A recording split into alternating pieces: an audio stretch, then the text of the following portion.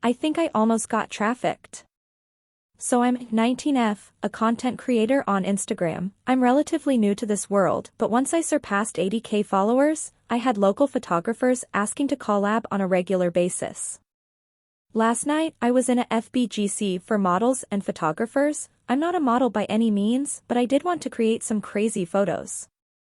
And a newer photographer with a small portfolio reached out to me last night asking to do a pre-shoot, so I was like, yeah, let's do it. He explained to me that he wasn't new, but his studio was and he wanted more business, so I understood.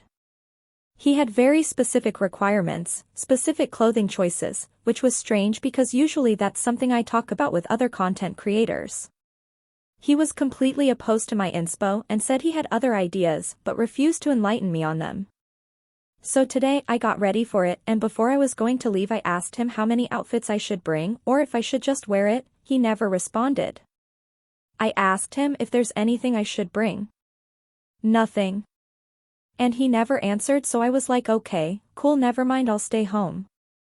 Then he called me like frantically like, where are you? And I was like, I didn't even know if you still wanted me to come, so I stayed home. He was like, come now, come now.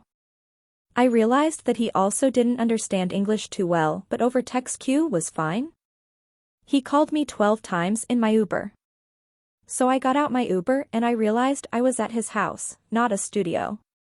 But when I saw that the house was abandoned, I got scared. Glass was broken, so were the cameras, and it had a bolt lock like it had been put up for sale. Grass wasn't cut, etc. When I walked up to the door, I almost rang the doorbell, but I heard a loud boom from inside the house, so I took off running down the street. I stayed on the edge of the street where the cars were. As soon as I walked up to the door, I had a gut feeling something terrible was going to happen.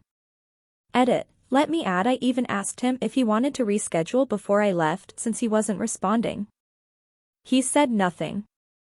He called me 30 minutes after the pre-shoot was scheduled.